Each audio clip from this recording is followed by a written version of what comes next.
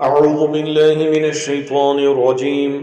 بسم الله الرحمن الرحيم. وإذا سمعوا ما أنزل إلى الرسول ترى أعينهم تفيض من الدمع مما عرفوا من الحق يقولون ربنا آمنا فاكتبنا مع الشاهدين. اور جب اس کتاب کو سنتے ہیں جو سب سے پہلے پیغمبر محمد صلی اللہ علیہ وسلم پر نازل ہوئی تو تم دیکھتے ہو کہ ان کی آنکھوں سے آنسو جاری ہو جاتے ہیں، اس لیے کہ انہوں نے حق بات پہچان لی، اور وہ اللہ کی جناب میں عرض کرتے ہیں کہ اے پروردگار، ہم ایمان لے آئے، تو ہم کو ماننے والوں میں لکھ لے۔ وَمَا لَنَا لَا نُؤْمِنُ بِاللَّهِ وَمَا جَاءَنَا مِنَ الْحَقِّ وَنَطْمَعُ أَن يُدْخِلَنَا رَبُّنَا مَعَ الْقَوْمِ الصَّالِحِينَ۔ اور ہمیں کیا ہوا ہے کہ اللہ پر اور حق بات پر جو ہمارے پاس آئی ہے ایمان نہ لائیں، اور ہم امید رکھتے ہیں کہ پروردگار ہم کو نیک بندوں کے ساتھ بہشت میں داخل کرے گا۔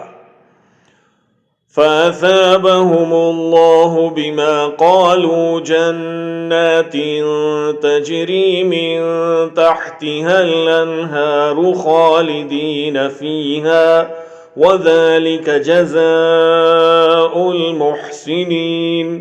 تو اللہ نے ان کو اس کہنے کے عوض بہشت کے باغ عطا فرمائے جن کے نیچے نہریں بہہ رہی ہیں، وہ ہمیشہ ان میں رہیں گے، اور نیکوکاروں کا یہی صلہ ہے۔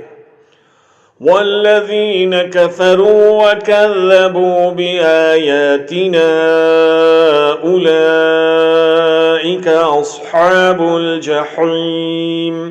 اور جن لوگوں نے کفر کیا اور ہماری آیتوں کو جھٹلایا وہ جہنمی ہیں۔ يَا أَيُّهَا الَّذِينَ آمَنُوا لَا تُحَرِّمُوا طَيِّبَاتِ مَا أَحَلَّ اللَّهُ لَكُمْ وَلَا تَعْتَدُوا إِنَّ اللَّهَ لَا يُحِبُّ الْمُعْتَدِينَ۔ مومنو، جو پاکیزہ چیزیں اللہ نے تمہارے لیے حلال کی ہیں ان کو حرام نہ کرو، اور حد سے نہ بڑھو کہ اللہ حد سے بڑھنے والوں کو دوست نہیں رکھتا۔ وَكُلُوا مِمَّا رَزَقَكُمُ اللَّهُ حَلَالًا طَيِّبًا وَاتَّقُوا اللَّهَ الَّذِي أَنْتُمْ بِهِ مُؤْمِنُونَ۔ اور جو حلال طیب روزی اللہ نے تم کو دی ہے اسے کھاؤ، اور اللہ سے جس پر ایمان رکھتے ہو ڈرتے رہو۔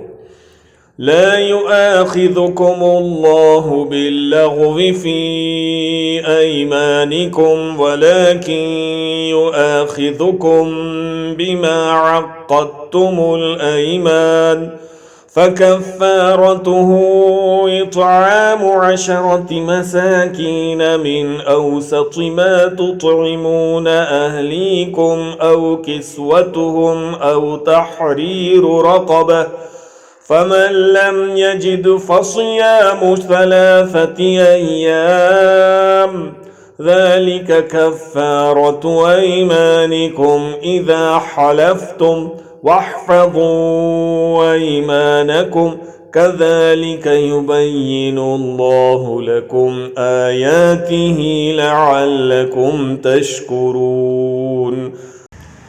اللہ تمہاری بے ارادہ قسموں پر تم سے مواخذہ نہیں کرے گا، لیکن پختہ قسموں پر جن کے خلاف کرو گے مواخذہ کرے گا، تو اس کا کفارہ 10 محتاجوں کو اوسط درجے کا کھانا کھلانا ہے جو تم اپنے اہل و عیال کو کھلاتے ہو، یا ان کو کپڑے دینا، یا ایک غلام آزاد کرنا، اور جس کو میسر نہ ہو وہ 3 دن روزے رکھے۔